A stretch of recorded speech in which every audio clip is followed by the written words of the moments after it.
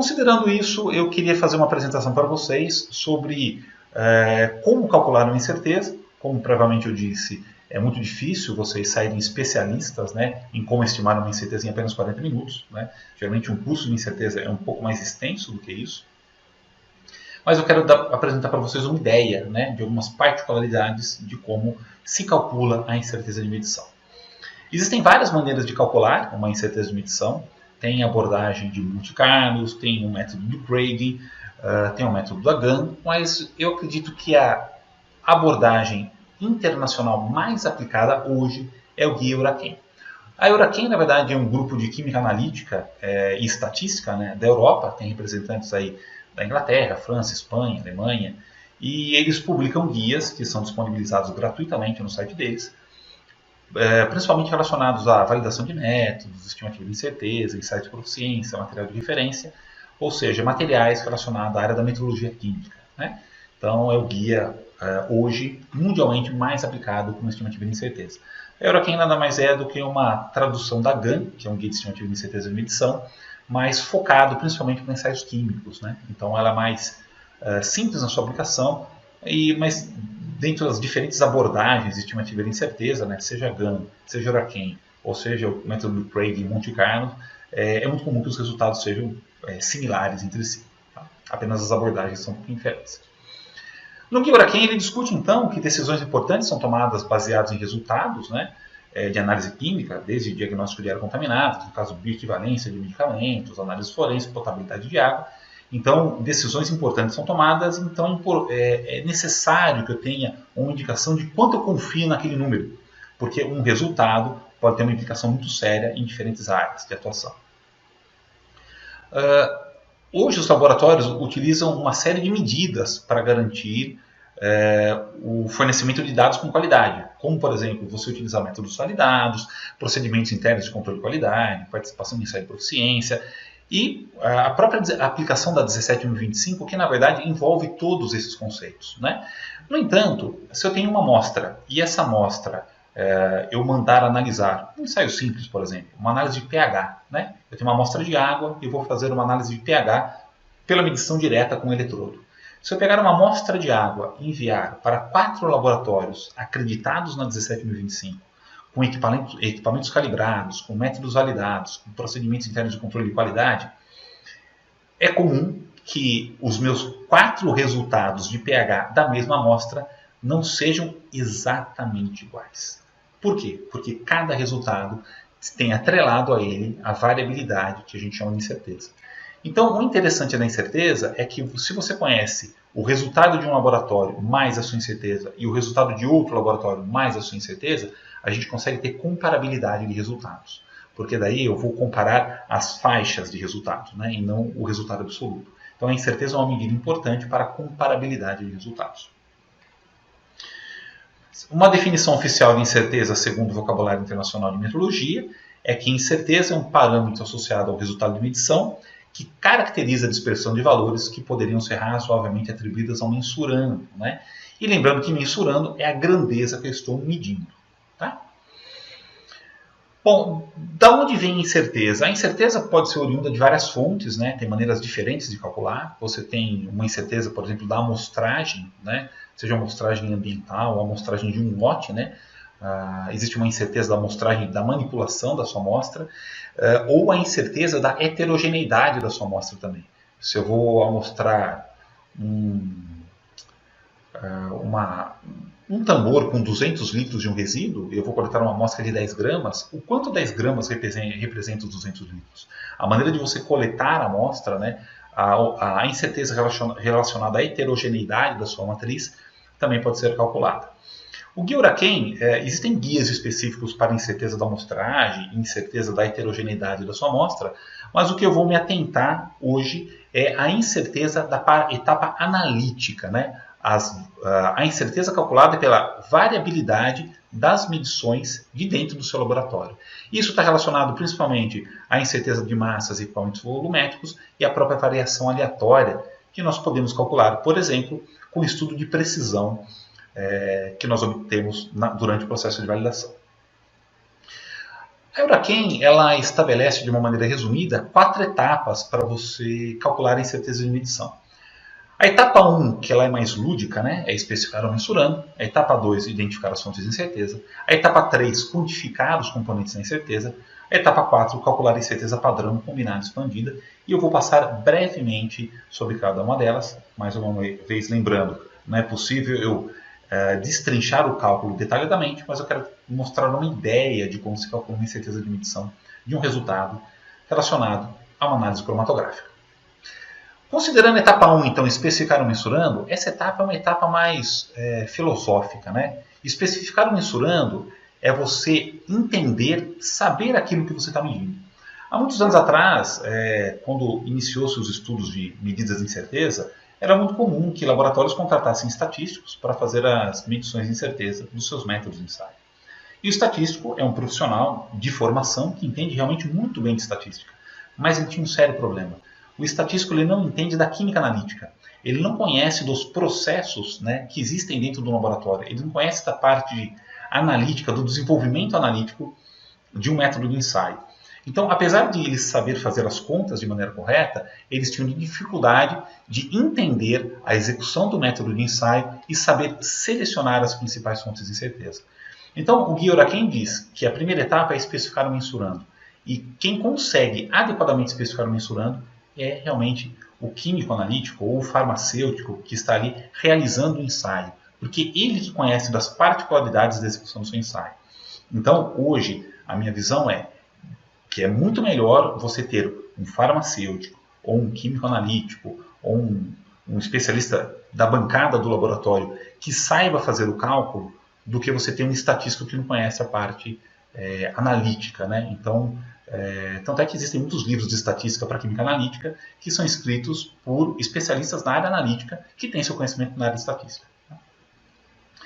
Especificar o mensurando, então, de uma forma genérica, né, uma análise cromatográfica envolve uma etapa de extração, cleanup, finalmente a injeção do extrato final no equipamento.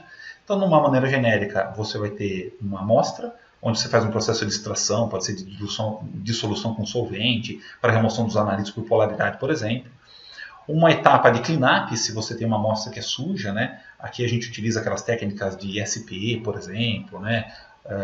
Ou aquele método Catchers, que é dispersão da matriz em dispersão do extrato em fase sólida, enfim, tem algumas técnicas aí de cleanup e limpeza da amostra, isso se aplica muito na área de alimentos. E a terceira etapa é a etapa de análise cromatográfica e depois tem o resultado. Então, de uma maneira simplificada, são essas etapas que nós temos aí numa análise cromatográfica, bem simplificada. Quando você tem, na verdade, um método de ensaio que estabelece uma equação de cálculo, né, do mensurando, os principais componentes da equação de cálculo são aqueles componentes que você vai utilizar no seu cálculo da incerteza. Em alguns casos, como uma análise instrumental, não é possível você ter uma equação, né? Na verdade, em análise cromatográfica, por exemplo, nós fazemos uma curva de calibração, né? E quantificamos diretamente pela curva de calibração.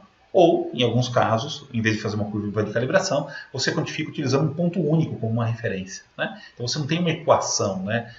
Na verdade, você utilizou uma equação da reta ou você faz uma regra direta de 3 ali para você calcular aí a concentração. Mas além da fórmula de cálculo do mensurando, né, você conhecer as etapas do seu processo analítico é importante para que você consiga identificar as principais fontes de incerteza do seu resultado. Então, imaginando uma amostra, né, numa análise cromatográfica, eu tenho uma amostra, por exemplo, que ela esteja no freezer, eu vou pesar essa amostra, tem uma etapa de extração. Após a etapa de extração, algumas vezes você pode secar a amostra no rotoevaporador e depois acertar o volume final do seu extrato, né? Ou você já extrai numa quantidade conhecida de solvente para depois você fazer uma análise cromatográfica. Mas o que eu destaco aqui é o seguinte, que quando você vai fazer uma análise cromatográfica, a etapa de pesagem da amostra é bastante importante, porque é muito comum que no final do meu resultado eu expresse o teor do meu princípio ativo pela massa que eu pesei inicialmente. Então, se eu tenho uma incerteza alta na massa, automaticamente essa incerteza vai ser reportada no meu resultado final. O acerto de volume final de extrato também é importante, uma vez se a hora que eu diluir, né, a minha amostra num volume maior ou menor de solvente, eu posso estar concentrando ou diminuindo o meu resultado, e na análise cromatográfica isso vai ser acusado também. Então, a incerteza do equipamento de acerto de volume, né, final do seu extrato para análise cromatográfica e a incerteza da pesagem da sua amostra é bastante importante, de uma maneira geral, assim, no cálculo final da sua incerteza. Coloquei uma chave ali do lado e coloquei validação. A validação, ela apresenta um grande volume de informações que podem ser aproveitadas para a estimativa de incerteza de medição. Como, por exemplo, o estudo da precisão. O que é estudo de precisão? É você pegar uma amostra, né, fortifica ela numa concentração conhecida e analisa aquela amostra algumas vezes, 5, 6, 7 vezes, por exemplo. E depois você vai calcular o desvio padrão de uma série de medidas. Muito bem. Se você faz no mesmo dia pelo mesmo analista, a gente chama isso de repetibilidade. E vocês podem me perguntar ou podem pensar, se eu pegar uma amostra, analisar várias vezes e calcular a variabilidade desses resultados, só isto já não representa a incerteza do meu resultado? Parcialmente. O que acontece é assim, quando você tem um estudo de precisão, na verdade você está conhecendo a variabilidade do seu resultado dentro de um tempo finito. O que é incerteza de medição? É você conhecer a variabilidade do seu resultado dentro de um tempo infinito. Então, na verdade, o resultado da precisão, que é uma variabilidade dentro de um tempo finito, é uma informação que eu vou jogar dentro do cálculo da minha incerteza de medição. Por isso que ela é extremamente importante. Eu vou somar, por exemplo, os dados de precisão mais a incerteza da pesagem, mais a incerteza do acerto do volume, né? Então, as informações da validação são extremamente importantes.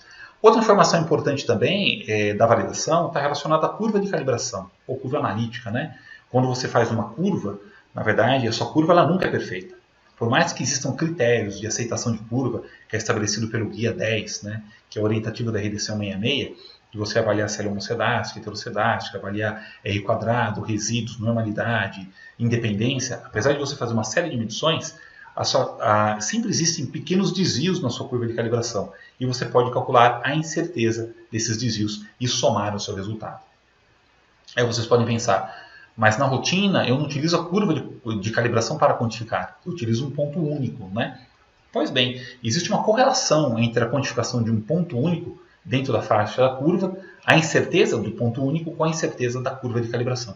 Existe uma relação direta. Na verdade, o ponto único é uma incerteza um pouco maior do que quando você utiliza a incerteza da curva, né? Mas existe uma incerteza relacionada a essa quantificação também. Eu posso somar tudo isso e expressar essa incerteza no resultado final. Bom, a etapa 2, na verdade, é uma etapa, mais uma outra etapa, que ela é mais lúdica, né? Então, você não tem cálculo ainda.